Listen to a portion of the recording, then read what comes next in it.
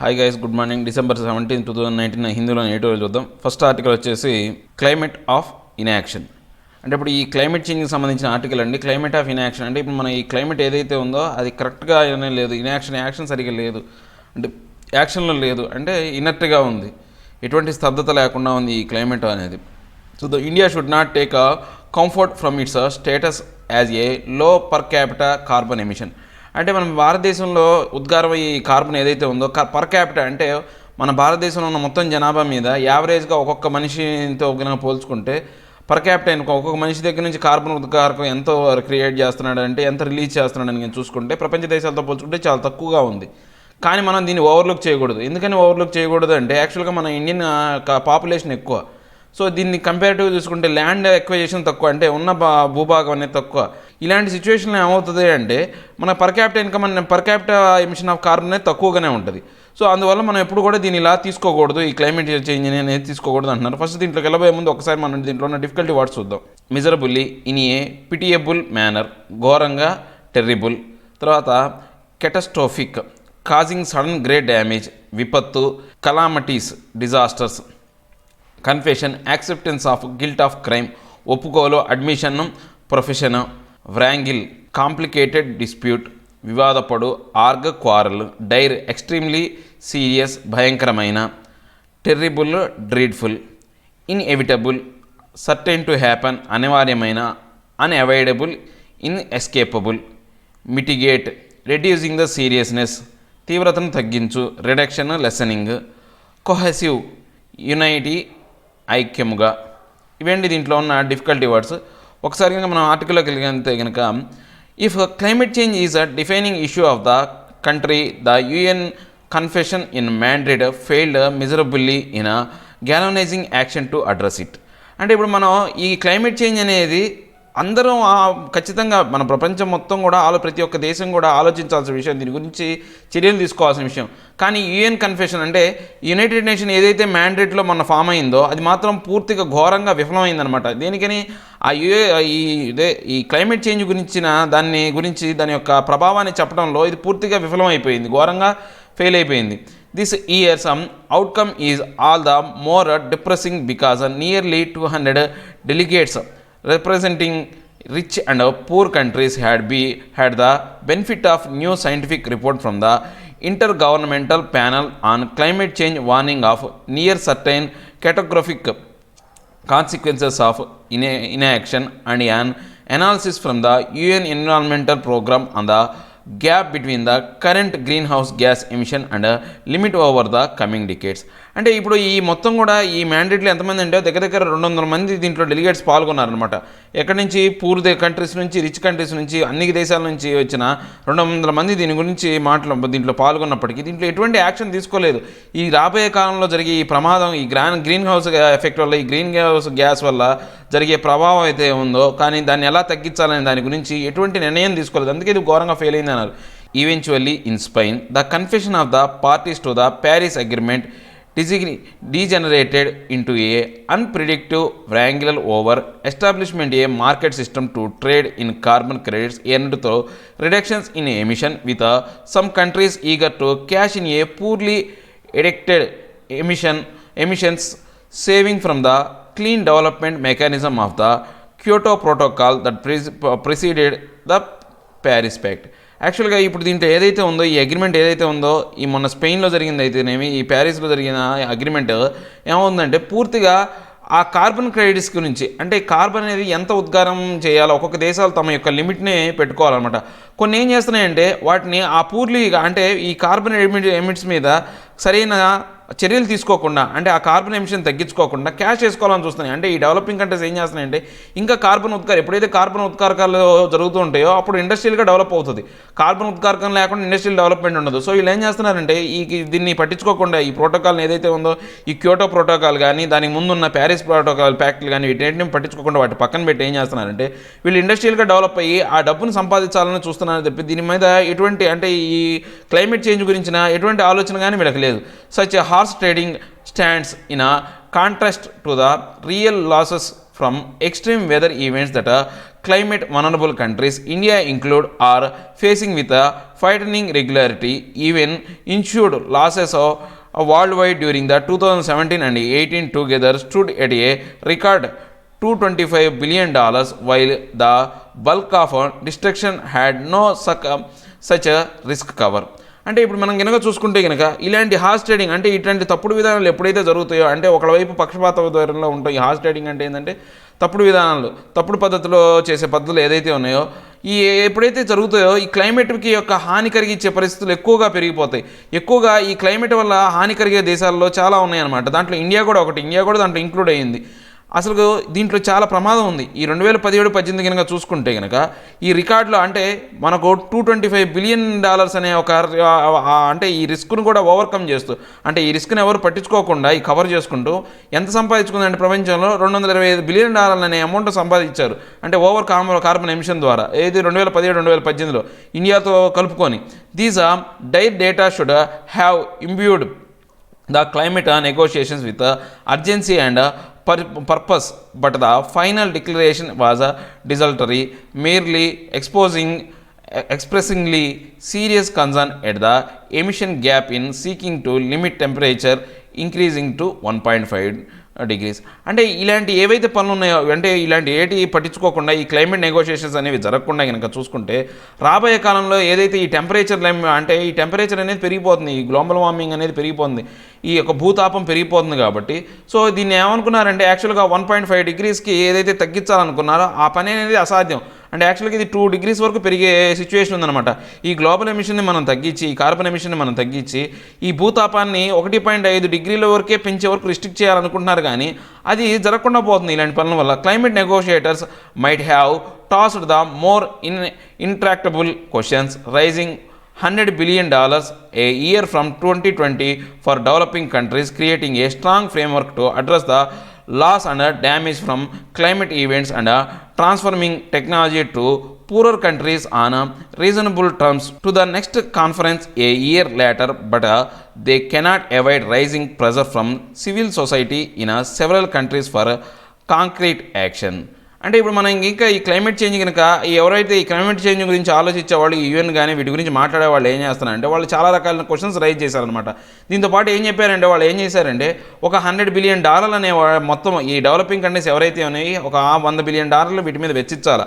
ఈ ఏదైతే ఇన్నాళ్ళు ఈ యొక్క క్లైమేట్ చేంజ్ని ఉపయోగించుకుని వీళ్ళు ఎంత డబ్బులు సంపాదించారు కాబట్టి ఈ రిచ్ కంట్రీస్ అన్ని డెవలపింగ్ కంట్రీస్ అయితేనేవి ఈ డెవలప్డ్ కంట్రీస్ ఈ డెవలపింగ్ కంట్రీస్ ఏం చేయాలంటే ఒక 100 కోట్లనే వీటిని $100 బిలియన్ అనే అమౌంట్ని వీళ్ళు పెట్టుబడిలోగా పెట్టి ఏం చేయాలంటే దీనికి సంబంధించిన అంటే ఈ క్లైమేట్ చేంజ్కి సంబంధించిన దానికి ఉపయోగించాలి, ఈ ఫండింగ్ ఉపయోగించాలా.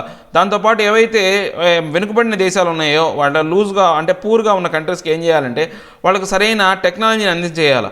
ఎట్లాగా ఈ క్లైమేట్ చేంజ్ సంబంధించిన సరైన ఇన్ఫర్మేషన్ ఇచ్చి క్లైమేట్ ఎమిషన్ అనేది తగ్గించడానికి సంబంధించిన కరెక్ట్ టెక్నాలజీని ఇచ్చినప్పుడు మాత్రం ఇవ్వాలి. దీంతోపాటు ఏమవుతుందంటే ఇది నెక్స్ట్ కాన్ఫరెన్స్ అంటే రేపు 2020లో జరగబోయే ఈ కాన్ఫరెన్స్కి ఇది ఉపయోగపడుతుంది. దాంతోపాటు ఈ దేశాల మీద ఈ డెవలపింగ్ కంట్రీస్ మీద ఏంటంటే అక్కడ సివిల్ సొసైటీస్ ఏవైతే ఉన్నాయో మనకు తెలుసు కదా, మనకు కొన్ని సివిల్ సొసైటీస్ ఉంటాయి, అంటే కొన్ని ఆర్గనైజేషన్స్ ఉంటాయి. ఈ ఆర్గనైజేషన్ ఏం చేస్తుంటే వాళ్ళు ఎన్వైరన్మెంట్ ఫ్రెండ్లీగా లేకపోతే వాళ్ళు పర్యావరణ ప్రేమికులు అనమాట. వీళ్ళందరూ ఏం చేస్తారంటే వీళ్ళందరూ ఏం చేస్తున్నారంటే వీటి మీద ప్రెజర్ తీసుకొస్తున్నారు ఈ దేశాల మీద. ఎందుకని ఈ పొల్యూషన్ అనేది బాగా ఎక్కువ అవుతుందని చెప్పేసి ఈ ప్రెజర్ తీసుకొస్తున్నారు. అలాంటి యాక్షన్లు కూడా చాలా వరకే ఉన్నాయి. One of the models that will be closely studied is the Green Deal that has been announced by the European Commission with binding targets for member nations to cut emission by at least 50% by 2030 and go net zero by 2050. అంటే ఇప్పుడు మన European దేశాలకి మనం చూసుకుంటే వాళ్ళ యొక్క commission form చేశారనమాట. వాళ్ళు ఏమని చెప్పారంటే ఇక్కడ డిసైడ్ చేశారంటే 2030 కల్లా వాళ్ళు ఏదైతే కార్బన్ ఉత్కారకాలను రిలీజ్ చేస్తున్నారో వాటిలో 50% తగ్గించుకుంటాం. ఇప్పుడు 100% కనుక ఉంటే 50% అనేది తగ్గించుకుంటాం. దాంతోపాటు ఏం చేస్తారు అంటే 2050 కనుక చూసుకుంటే వాళ్ళు మొత్తం కార్బన్ ఉత్కారకాలు జీరోగా అసలు వాళ్ళ దేశం నుంచి కార్బన్ ఉత్కారకాలు అనేవి ఉండవు అనే ఒక టార్గెట్ని పెట్టుకున్నారు. దిస్ అప్రోచ్ కూడా potentially make the EU the leader in global climate action, a position that the US never adopt and China will take longer to aspire for. అంటే ఇప్పుడు మనం వీళ్ళు కనుక ఇలాంటి పద్ధతిని కనుక అవలంబించి ఇది కనుక రీచ్ అయితే ఏమవుతుంది, ఇలాంటి పద్ధతిని అవలంబించి ఒకవేళ రీచ్ అయితే కనుక ఏమవుతుందంటే ఈ గ్లోబల్ క్లైమేట్ యాక్షన్లో వీళ్ళు లీడర్ అయిపోతారు. ఈ యూరోపియన్ యూనియన్ అనే వాళ్ళు ప్రపంచానికి ఒక మార్గదర్శకుల్లాగా ఒక నాయకుల్లాగా తయారవుతారనమాట. ఇలాంటి పొజిషన్ని యూఎస్ అనేది ఎప్పుడూ ఆశించలేదు. ఇలాంటి పొజిషన్లోకి రావాలని యూఎస్ ఎప్పుడూ కోరుకోలేదు. చైనా ఇలాంటి పొజిషన్ రావడానికి ఇలాంటి కోరిక కలగాలన్నా కానీ చాలా దూరంలో ఉందన్నమాట. India's own status as a low per capita carbon emission offer little comfort as its overall emission are bound to grow. అంటే ఇప్పుడు భారతదేశం పరిస్థితికి వస్తే కనుక చూసుకుంటే కనుక ఈ పర్ క్యాపిటా కార్బన్ అంటే ప్రతి ఒక్క మనిషిని చెప్పే కదా ఇందాక ఫస్ట్ ఆర్టికల్ స్టార్ట్ అయ్యేటప్పుడు ఒక పర్ క్యాపిటా కార్బన్ అనేది చాలా తక్కువగా ఉన్నప్పటికీ ఇది రాబోయే కాలంలో పెరగకుండా చూసుకోవాల్సిన బాధ్యత ఉంది. With a low base compare to other major nations it may well achieve its initial voluntary targets under the Paris agreement but a shift away from the fossil fuel inevitable in the longer term. అంటే ఇప్పుడు మనం major nation పెద్ద పెద్ద దేశాలతో పోల్చుకుంటే కనుక India అనేది దాని యొక్క నిర్దేశక లక్ష్యాలు అనేవి బాగానే సాధించింది. వాటితో పోల్చుకుంటే ఇండియా అనేది బెటర్ పొజిషన్లో ఉంది, ఏది ప్యారిస్ అగ్రిమెంట్ ప్రకారం చూసుకుంటే.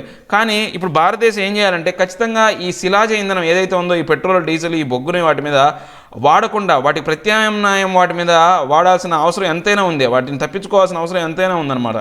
As it prepares to face calls for higher ambition in 2020 and beyond, India has to involve its states in mitigation and adaptation efforts.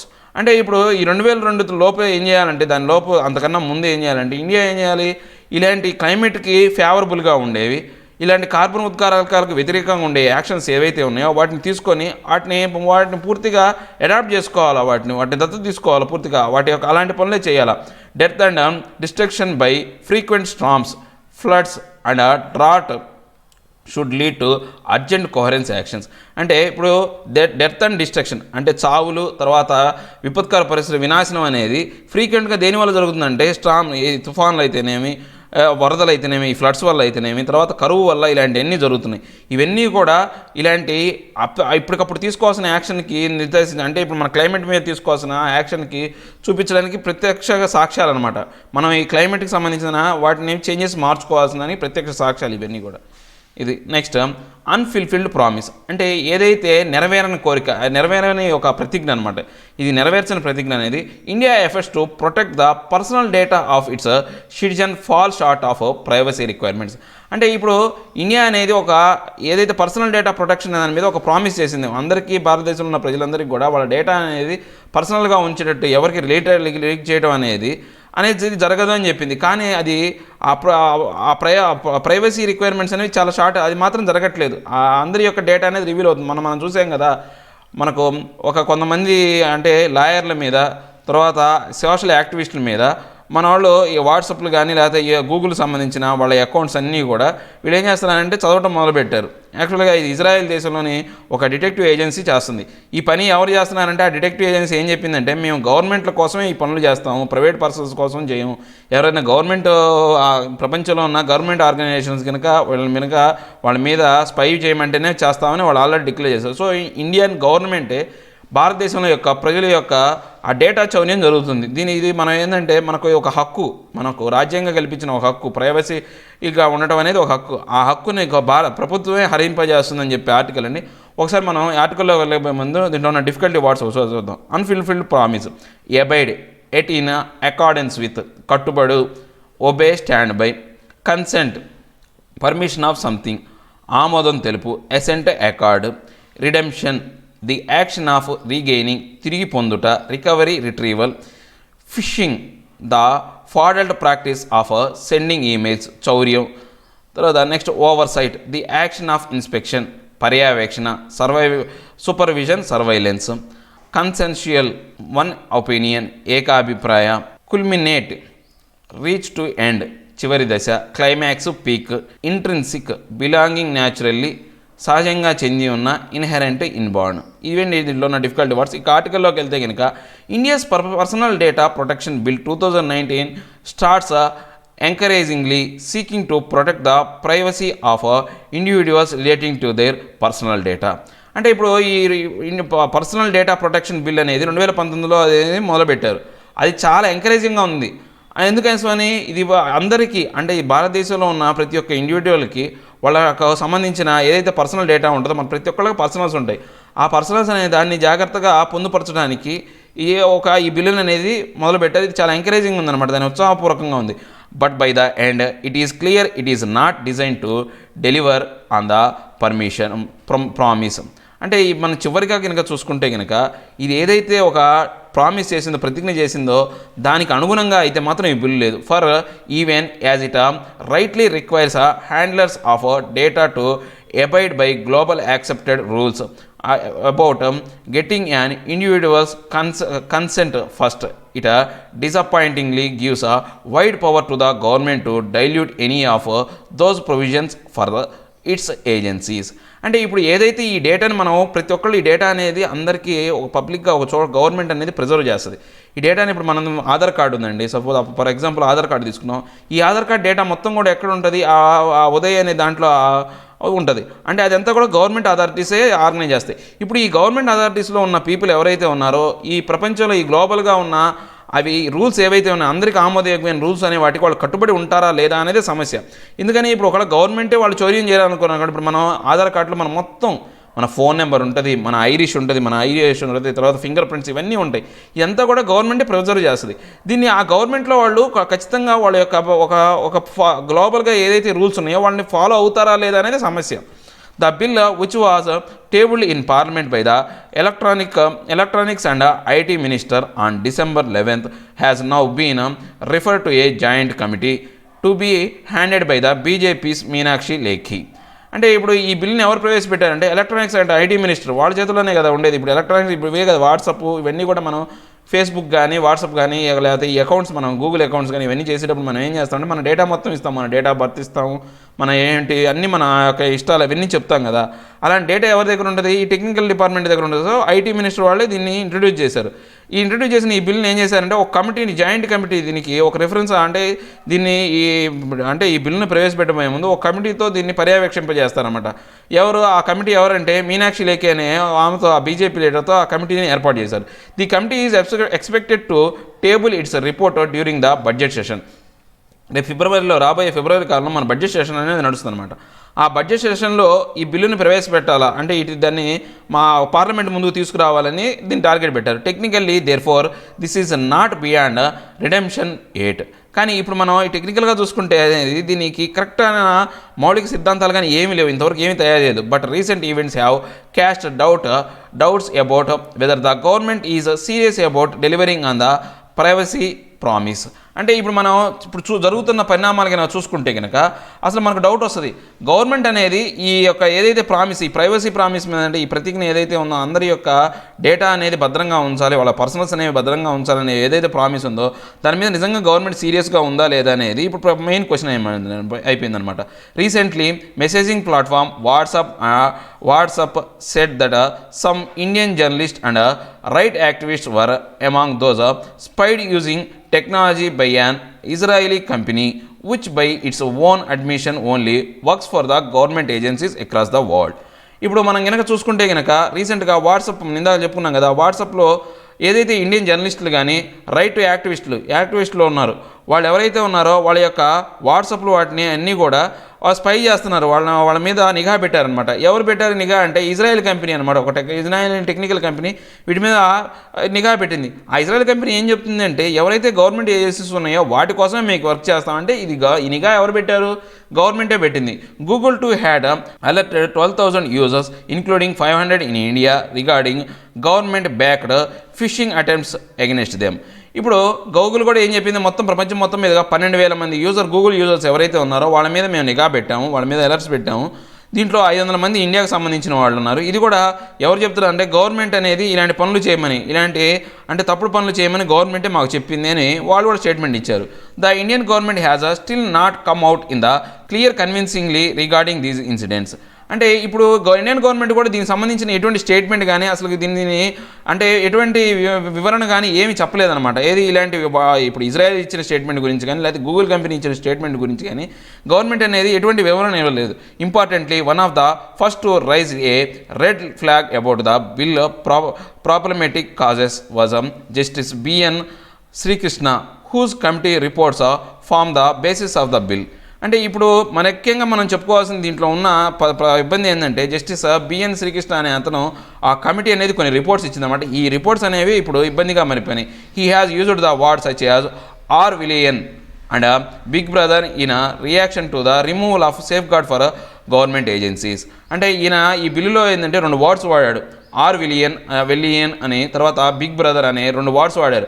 ఎందుకు వాడారంటే ఈ గవర్నమెంట్ ఏజెన్సీస్ ఎవరైతే ఉన్నారో వీటిని పర్యవేక్షించే, అంటే ఈ డేటాని చౌర్యం కాకుండా చూసే బాధ్యతను గవర్నమెంట్ ఏజెన్సీ మీద పెట్టడం అనేది కరెక్ట్ కాదు. ఎందుకంటే గవర్నమెంటే చౌర్యం చేసు. In it's report last July the committee noted that the danger to privacy originate from states and non state actors. అంటే ఇప్పుడు ఈ కమిటీ ఏం చెప్పిందంటే జూలైలో ఇచ్చిన రిపోర్ట్లో ఏం చెప్పిందంటే ఈ ప్రైవసీ డేటాని మెయింటైన్ చేసేది ఈ స్టేట్లు కానీ నాన్ స్టేట్ యాక్టర్స్, అంటే ఈ ప్రభుత్వం కనుక దీని కనుక మెయింటైన్ చేస్తే దాంట్లో ఉన్న ప్రమాదాలు ఏంటో అవి అనేది క్షుణ్ణంగా వివరించింది. It of therefore called for exceptions to be water tight, narrow and available for use in limited circumstances. అంటే ఇప్పుడు ఇది ఏదైతే ఉందో మనం అనుకుంటున్న ఈ డేటా చౌర్యం కాకుండా ఉండేదానికి చాలా వరకు లిమిట్స్ ఉన్నాయి. గవర్నమెంట్ కనుక అలాంటి ఆర్గనైజేషన్ చేసిందనుకోండి చాలా తక్కువైన లిమిట్స్ ఉన్నాయి వీటికి. ఎందుకని గవర్నమెంట్ తన యొక్క ఇప్పుడు గవర్నమెంట్లో ఏదైనా వెగనెస్ట్గా జరుగుతుంది అనుకోండి, అప్పుడు గవర్నమెంటే వీటి ఏదైతే రూల్స్ ఉందో వీటిని ఓవర్లుక్ చేసి ఏం చేస్తుందంటే ఆ డేటా చౌర్యం జరుగుతుంది అనమాట. It had also recommended that the government bring in a law for the oversight of intelligence gathering activities, the means by which one concessional processing of data takes place. అంటే ఇప్పుడు ఈ government కనుక ఏదైనా చట్టం తీసుకురావాలి అనుకోండి, ఆ చట్టాల ప్రకారం ఈ డేటా అనేది చౌర్యం అనేది దీనికి సంబంధించిన విధానాలన్నీ మారిపోతాయి. ఇప్పుడు గవర్నమెంట్ ఒక చట్టం చేసి ఈ డేటా ప్రాసెసింగ్ కానీ లేకపోతే ఈ డేటా ప్రైవసీ గురించి సంబంధించిన విధానాన్ని మార్చేయచ్చు. ఎందుకని అదంతా గవర్నమెంట్ హ్యాండ్ ఓవర్లో ఉంది కాబట్టి. A related concern about the bill is regarding the constitution of the data protection authority of India which is not monitor and enforce the provisions of the act. అంటే ఇప్పుడు మనం ఈ బిల్లులో ఉన్న మెయిన్ ఏంటంటే ఈ బిల్లును తయారు చేసే అనేది ఈ data protection authority of India అనే బిల్లు తయారు చేసే అనేది ఇది ఎప్పుడు కూడా ఎవరితో మానిటర్ చేయబడుతుందంటే ఈ మానిటరేషన్ అంతా కూడా గవర్నమెంట్ చేతుల్లోనే ఉంటుంది. ఈ బిల్లు తయారు చేయాలన్నా దాన్ని అమల్లో చేయాలన్నా గవర్నమెంటే. సో దానికి నచ్చినట్టు గవర్నమెంట్కి అనుకూలంగా ఈ బిల్లును తయారు చేసుకోవచ్చు. It will be headed by a chairperson and have not more than 6 whole time members, all of whom are to be selected by the penal filed with government nominees. ఇప్పుడు మనం వీటికి సంబంధించిన కమిటీలు కానీ ఇవన్నీ కూడా ఏంటంటే ఒక కమిటీని ఫామ్ చేస్తారు. దాంట్లో 6 కన్నా ఎక్కువ మెంబర్లు ఉండకూడదు. ఒక హెడ్ ఉంటాడు. ఈ హెడ్ పర్సన్ వీళ్ళందరినీ కూడా ఎవరు ఫామ్ చేస్తారంటే గవర్నమెంటే నామినేట్ చేస్తారు. సో గవర్నమెంట్ పర్యవేక్షణలో జరుగుతుంది కాబట్టి ఈ బిల్లు ఎలాంటి మార్పులు ఏం చేయవచ్చు, లేకపోతే ఈ బిల్లు గవర్నమెంట్కి అనుకూలంగా ఉండే విధంగా చేసుకోవచ్చు. This completely disregards the fact the government agencies are also regulated under the act. దీని ప్రకారం చూసుకుంటే కనుక ఈ యాక్ట్ ప్రకారం కనుక మనం కనుక చూసుకుంటే కనుక ఏదైతే ఈ అన్నీ కూడా తప్పుడు విధానాలే. ఎందుకని గవర్నమెంట్ ఏజెన్సీసే వీటన్నిటిని రెగ్యులేట్ చేయొచ్చు, వీటన్నిటి కంట్రోల్ చేసి ఆపరేట్ చేసే కెపాసిటీ అనేది ఎవరికి ఉంటుందంటే గవర్నమెంట్ ఏజెన్సీ ఉంటుంది. They are major collector and process of data themselves. అంటే డేటాను కలెక్ట్ చేసేది వాళ్ళే, ఆ డేటాను ప్రాసెస్ చేసేది వాళ్ళే, అంతా చేసేది కూడా ఈ government ఆఫీషియల్సే. The swiping power the bill gives the government renders meaningless the gains from the landmark case Puttaswamy versus Union of India case, which culminated in the resignation that privacy is intrinsic to life and liberty and therefore a basic right. ఇప్పుడు మనం కనుక చూసుకుంటే కనుక ఈ ఏదైతే ఈ powers అంటే ఈ పరమాధికారం అంతా కూడా గవర్నమెంట్ ఏజెన్సీలో చేతిలో ఉండడం అనేది ఒక అర్థం లేని విషయం అనమాట.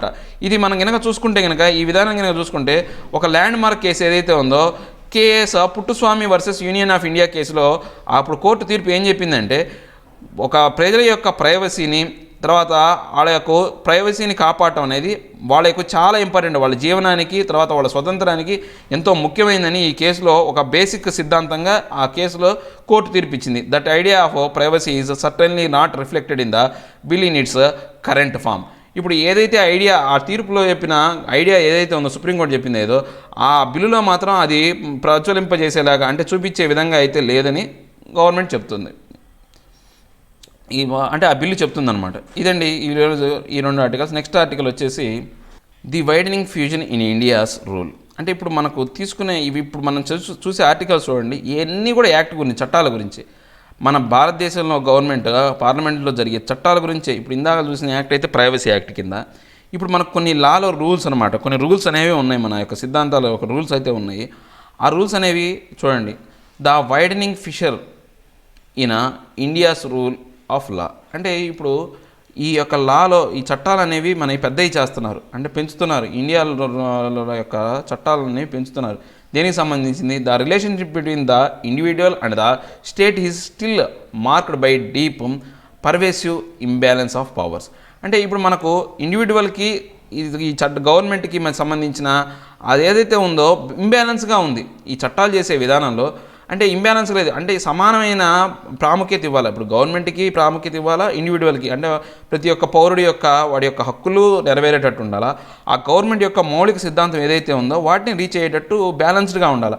కానీ ఇక్కడ మాత్రం ఇదేని ఇంబ్యాలెన్స్ అనేది జరుగుతుంది, చాలా డీప్గాను చాలా భయంకరమైన ఇంబ్యాలెన్స్ జరుగుతుందని చెప్పి ఆర్టికల్ అన్నమాట. ఇప్పుడు చేసే చట్టాలన్నీ కూడా పౌరులకి ఆమోదయోగ్యంగా, లేకపోతే పౌరులకి యొక్క హక్కుల్ని కాపాడే విధంగా అయితే ఏ చట్టాలు లేవు, వాటిని హరింపజేసే విధంగా ఉన్నాయని చెప్పే ఆర్టికల్ అండి ఇది. ఒకసారి దీంట్లోకి వెళ్ళబోయే ముందు మనం దీంట్లో ఉన్న డిఫికల్టీ వర్డ్స్ చూద్దాం. ఫిషర్, నేరో ఓపెనింగ్, విచ్ఛిన్నం, opening crack, pervasive, spreading widely, పరివ్యాప్తి, extensive, permitting, sedition, inciting to rebel, తిరుగుబాటు, rebel rising, incitement, overwhelming, very great amount, అధిక, very large, enormous, sheath, a close fitting, మూసి, cover, case, legitimacy, conformity to the law, ధర్మము, తర్వాత oppression, unjust treatment, హింస, ill treatment, abuse, తర్వాత vague, unclear meaning, అస్పష్టమైన, unclear, hazy, incarceration, confined in prison, కారాగారము, imprisonment, custody. ఇవేంటి దీంట్లో ఉన్న డిఫికల్టీ వర్డ్స్. ఇంకా ఆర్టికల్లోకి వెళ్తే కనుక, last month the news website scrolled revealed that more than 10,000 people in the Khunti district of Jharkhand had been charge sheeted by the police for sedition. అంటే ఇప్పుడు లాస్ట్ వీక్ కనుక మనం కనుక చూసుకుంటే టీవీలో స్క్రోలింగ్ వచ్చింది. దగ్గర కుంతి డిస్టిక్లోని జార్ఖండ్ అనే ఏరియాలో ఒక 10,000 మంది మనుషుల మీద, అంటే ఎవరైతే మన పౌరులు ఉన్నారో, భారతీయ జార్ఖండ్ పౌరులు ఎవరైతే ఉన్నారో వాళ్ళ మీద ఛార్జ్ షీట్ అనేది ఫైల్ అయింది. దేనికోసం? వాళ్ళు తిరుగుబాటుదారులైనటువంటి స్పీచ్ ఇచ్చారనో, లేకపోతే రెచ్చగొట్టే విధానంగా చేస్తున్నారనే విషయం మీద వాళ్ళ మీద ఛార్జ్ షీట్ ఫైల్ అయింది. These people are overwhelming Adivasis.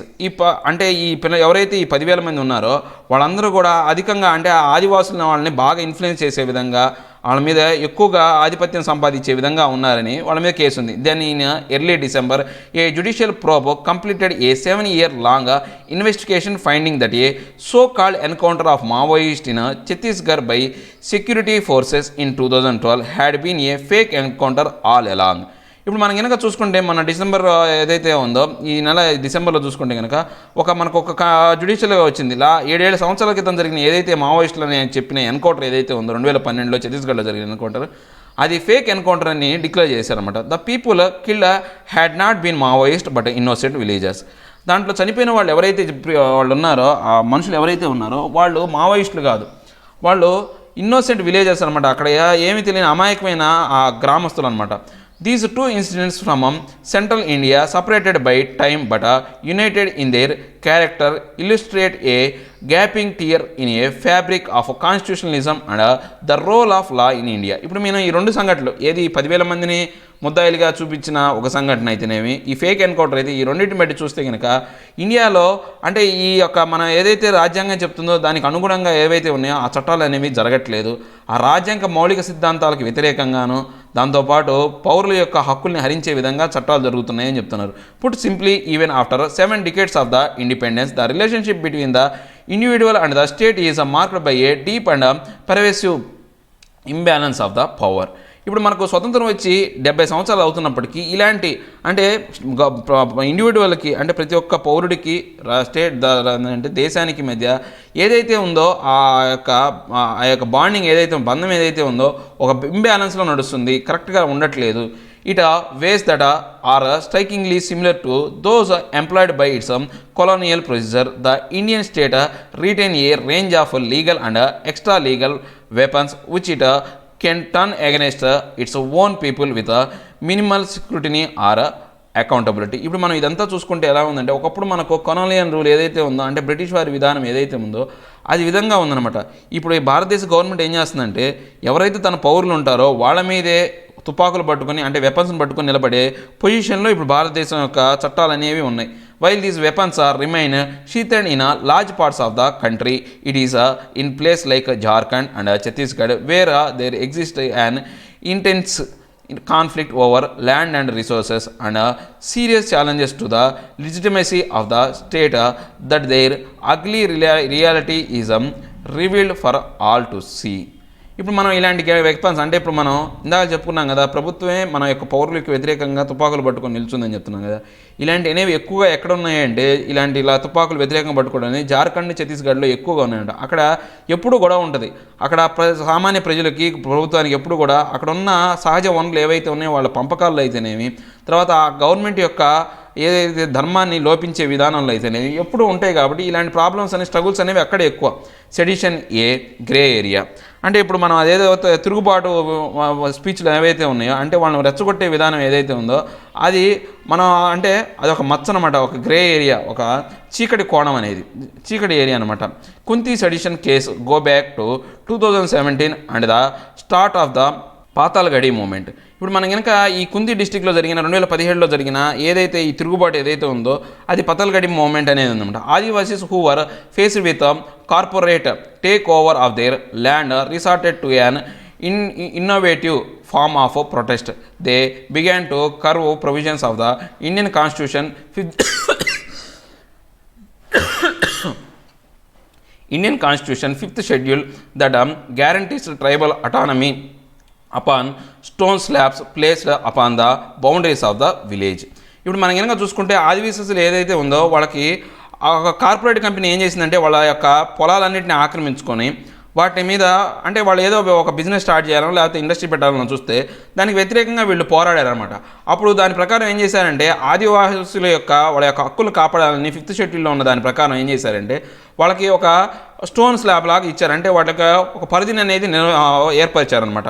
The first information report that follows alleges that the police were attacked with sticks and traditional weapons, an allegation that the Adivasis dispute, but additionally the FIR also state that the leaders of the movement has been misleading the innocent people in the name of scheduled areas and erecting stones slabs, presenting wrong interpretation of the constitution.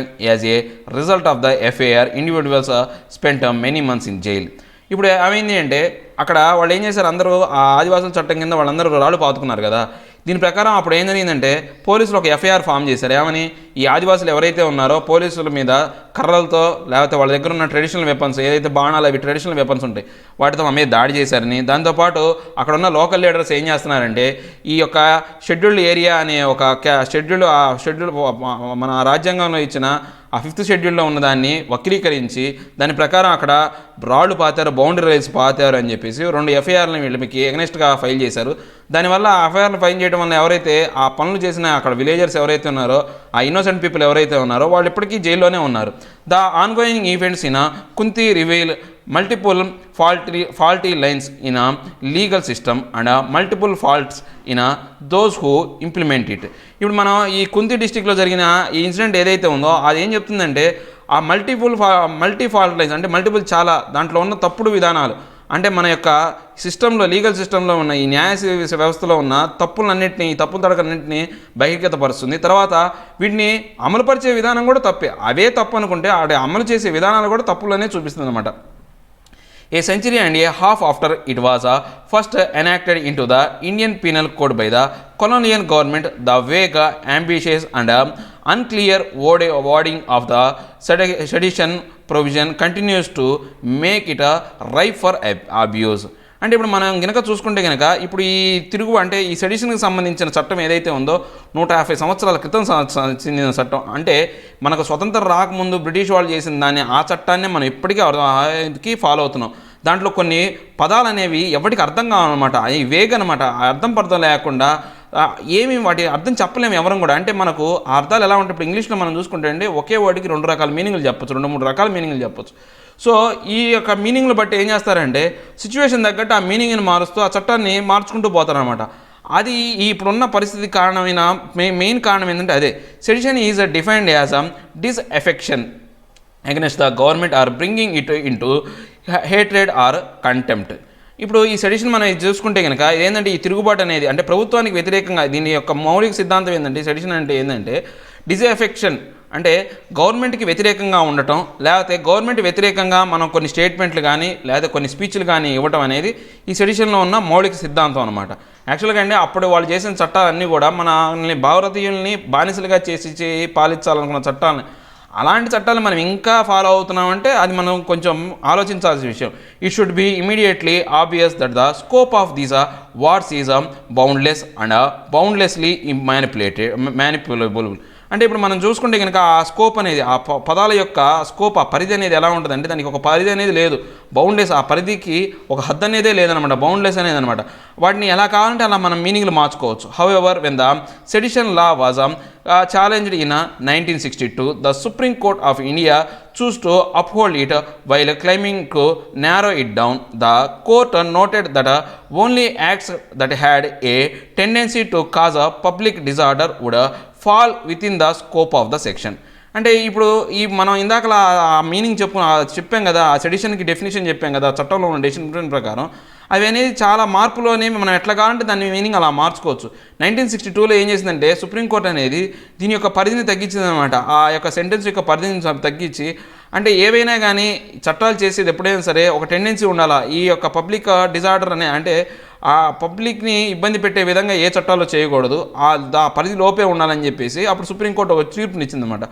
Tool of oppression అంటే ఒక హింస చేయడానికి ఉపయోగపడే ఒక ఆయుధం కావచ్చు, పనిముట్టు కావచ్చు. ఈ ఏంటో చూద్దాం. As the year since that the judgment have shown however this dictums had to no impact whatsoever on the abuse of the sedition law.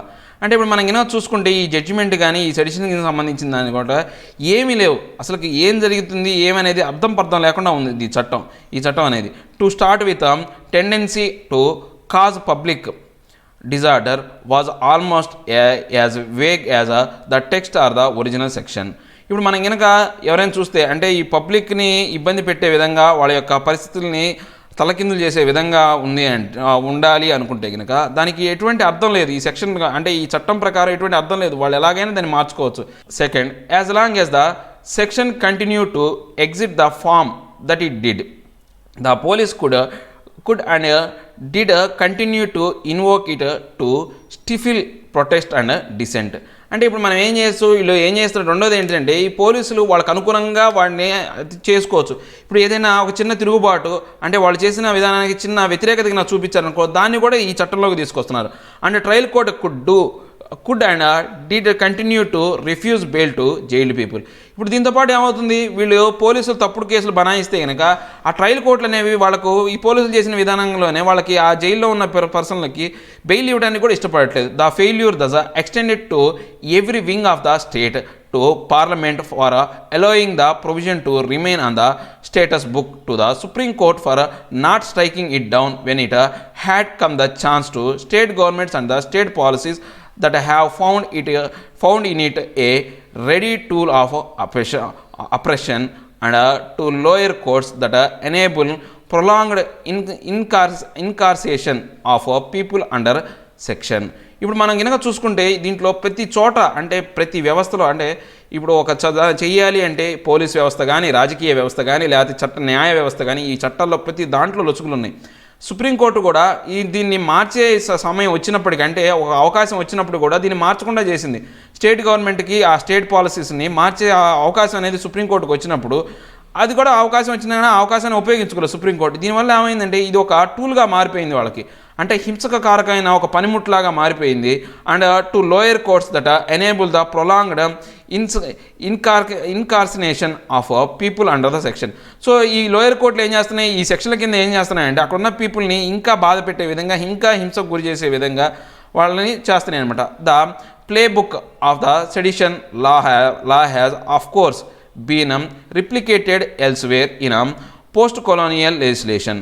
అంటే ఇప్పుడు ఈ బుక్ ఏదైతే ఉందో మన ఈ సెడిషన్కి సంబంధించిన చూసింది ఏదైతే ఉందో ఇంతకుముందు మనం స్వతంత్రం రాకముందు ఏదైతే ఉందో ఆ యొక్క బ్రిటిష్ వారి పరిపాలన కాలం నాటి ఆ చట్టాలనే మనం ఇప్పటికీ ఫాలో అవుతున్నాం. The unlawful activities prevention act or UAPA for example contains language that is as wide and vague, criminalizing membership of terrorist gangs or unlawful organizations without an explanation of what membership means. ఇప్పుడు కనుక మనం చెప్పింది అండి same దాంట్లో ఉన్న UPA యాక్ట్లో మనం అంటే the unlawful activity prevention act అనేది ఒక చట్టం ఉందన్నమాట. ఆ బుక్లో కనుక మనం నిజంగా చూసుకుంటే ఏమైతే ఉన్నాయో దాంట్లో ఉన్న వార్డింగ్ అనేది అర్థం లేకుండా అంటే మనకు అంటే కన్ఫ్యూజన్ ఇచ్చే విధంగా వార్డింగ్ ఉందన్నమాట.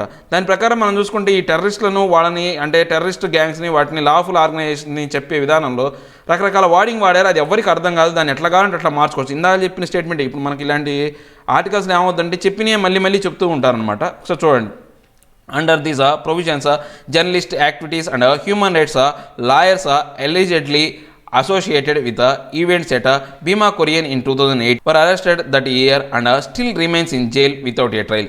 దీని ప్రకారం చూసుకుంటే ఏమైందంటే మన భీమా కొరియన్ ఘటన కింద 2018లో ఏం జరిగిందంటే కొంతమంది ఎవరైతే జర్నలిస్టులను యాక్టివిస్టులను హ్యూమన్ రైట్ లాయర్స్ని వాళ్ళందరినీ అరెస్ట్ చేశారు. వాళ్ళకి ఇప్పటివరకు కూడా ఏ ట్రయల్లో కూడా వాళ్ళకి జైలు అంటే ఎటువంటి ట్రయల్ లేకుండా వాళ్ళని జైల్లో ఉంచారు వితౌట్ ఎనీ ట్రయల్ అనమాట.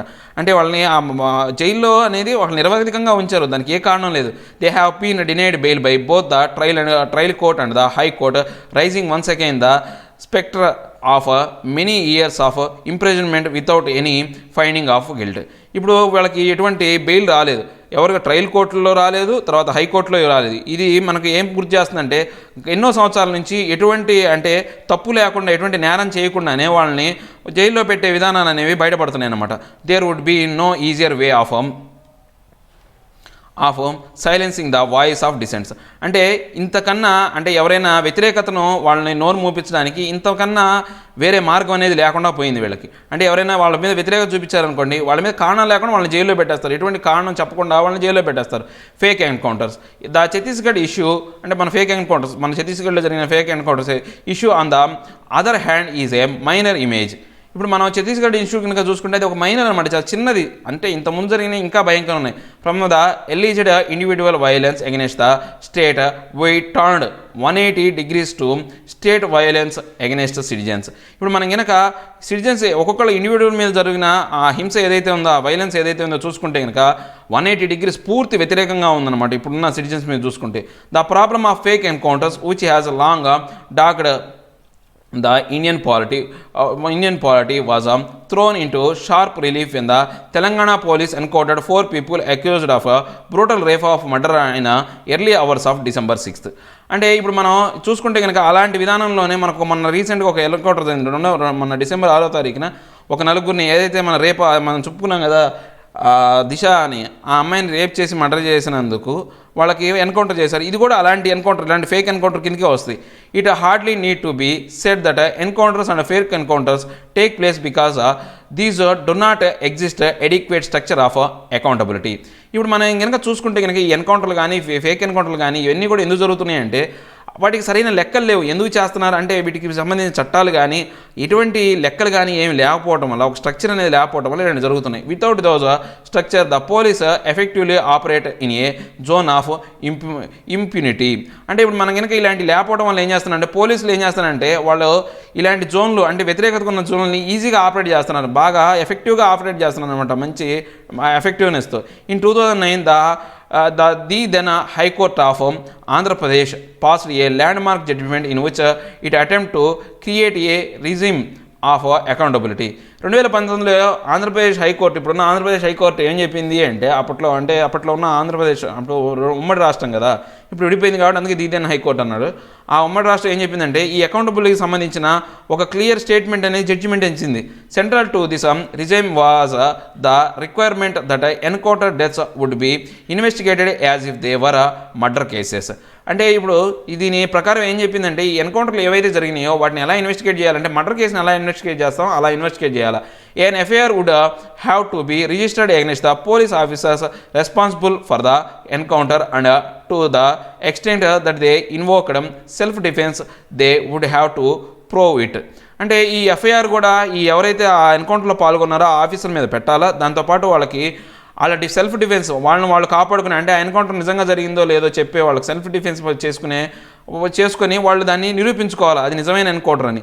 The high court judgement however was stayed by the supreme court which then pass a series of vague and unclear guidelines a few years later on the same subject. ఇప్పుడు ఈ high court ఏదైతే ఈ judgement ఉందో, Andhra Pradesh high court judgement ఏం చేసిందంటే, supreme court ఏం చేసిందంటే దాన్ని నిలుపుదల చేసి దాని తర్వాత కొన్ని స్టేట్మెంట్లు అనేవి కొన్ని సంవత్సరాల తర్వాత అర్థం పర్థం లేని కొన్ని స్టేట్మెంట్లు ఇచ్చింది. అంటే ఈ తీర్పుకు అర్థం పర్థం ఎవరికి అర్థం కానివి, క్లియర్ గైడ్లైన్స్ లేనివి, అన్క్లియర్గా ఉండే గైడ్లైన్స్ అనేవి కొన్ని సంవత్సరాల నుంచి పాస్ చేసింది అనమాట దీనికి సంబంధించిన మ్యాటర్ని. Even this regime however was given a go back in recent Telangana encounter case were acting on a public interest litigation. The Supreme Court stayed all pending procedures, including the before Telangana High Court, which was following the guidelines, and handed over the investigation to a committee with a 6 months reporting period to boot.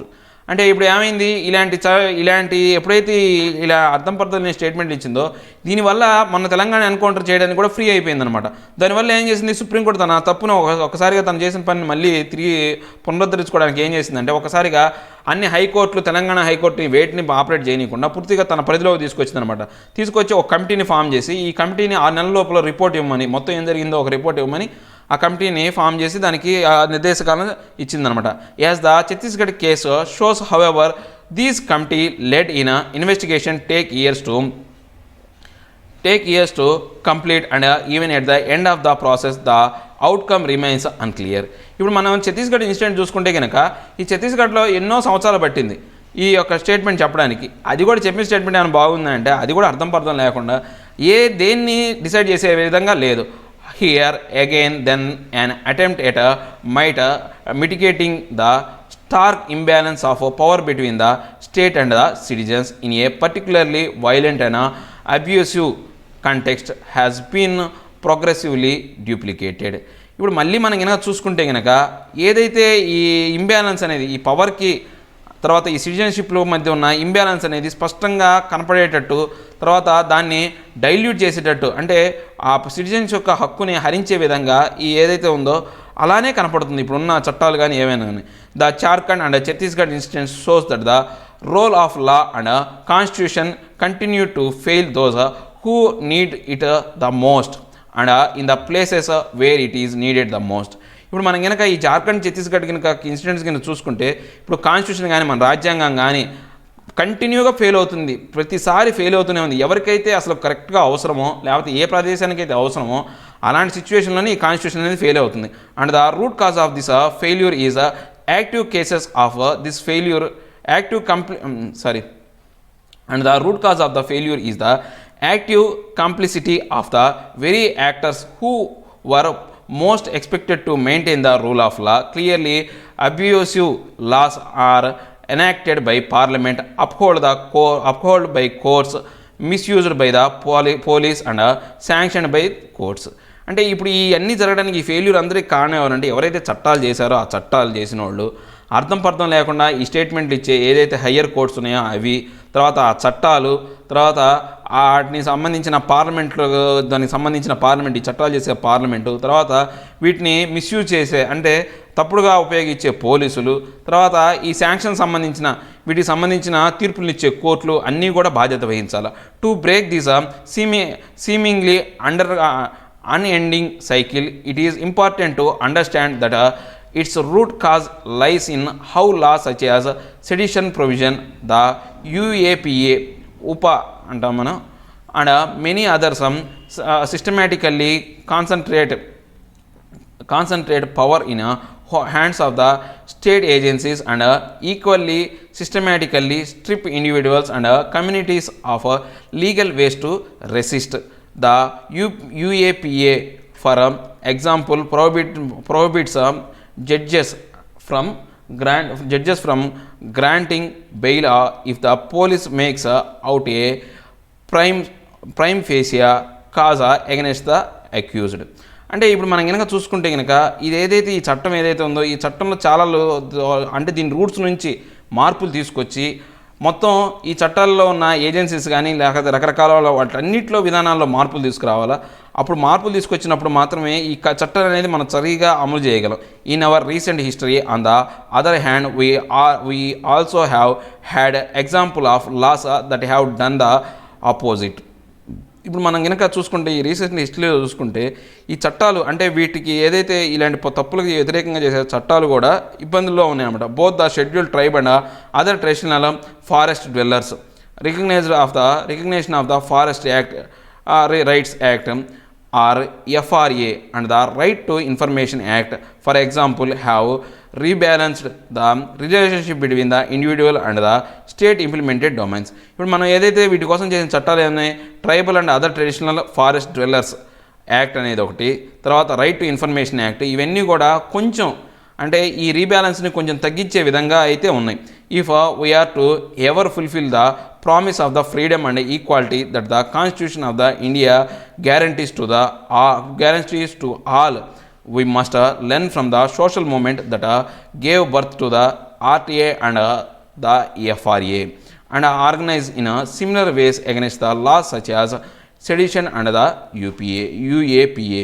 ఇప్పుడు మనం కనుక చూసుకుంటే కనుక constitution అంటే రాజ్యాంగం ఏదైతే మనకు ఏదైతే స్వాతంత్రం కానీ ఈక్వాలిటీ అనేది ఏదైతే ఇవ్వాలనుకుందో అలాంటి ఇవ్వాలి అనే దానికి ఇవ్వగలము అనేదానికి ఆధారాలుగా ఏంటంటే ఈ రైట్ టు ఇన్ఫర్మేషన్ యాక్ట్ ఒకటి, తర్వాత ఈ ఫారెస్ట్ డ్రిల్లింగ్ యాక్ట్ ఏదైతే ఉందో, ట్రెడిషనల్ ఫారెస్ట్ డ్రిల్లింగ్ ఏదైతే ఉందో, రికగ్నేషన్ ఆఫ్ ఫారెస్ట్ రైట్, ఈ యాక్ట్ ఏవైతే ఉన్నాయో అవి చూపించే విధంగా ఉన్నాయి.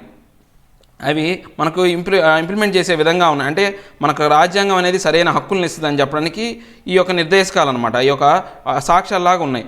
అలాంటి చట్టాలనే కూడా ఈ UPAలో తర్వాత వీటికి సంబంధించిన ఈ సెడిషన్ సంబంధించిన ఏవైతే చట్టాలు ఉన్నాయో వాటిలో కూడా మార్పులు తీసుకొస్తే కనుక ఇలాంటి పరిణామాల నుంచి మనం బయటపడవచ్చు అని చెప్తున్నారండి. ఇది అండి ఈరోజు మనం 3 ఆర్టికల్స్. నెక్స్ట్ మనం ఈ కన్జర్వేటివ్ ల్యాండ్ స్లైడ్ అంటే ఇది కనుక చూసుకుంటే కనుక మనకు మనం లండన్లో జరిగిన UKలో జరిగిన ఎలక్షన్స్ గురించి అక్కడ లేబర్ పార్టీ అనేది ఘోరంగా వైఫల్యం చెందింది. దానికి కారణాలు ఏంది, తర్వాత అపోజిషన్ లీడర్ ఎవరైతే కార్బెన్ అనే అతను పాటించిన విధానాలు, క్యాంపెయిన్లో ఉన్న విధానాల గురించి చెప్పే ఆర్టికల్ అండి. ఒకసారి మీరు చూడండి, ఈజీగా చదవండి, ఈజీగా అర్థమవుతుంది. ఇవన్నీ ఈరోజు నా 4 ఆర్టికల్స్. నా ఎక్స్ప్లెనేషన్ మీకు నచ్చినట్లయితే లైక్ చేయండి, షేర్ చేయండి, సబ్స్క్రైబ్ చేయడం మాత్రం మర్చిపోకండి. Thank you very much.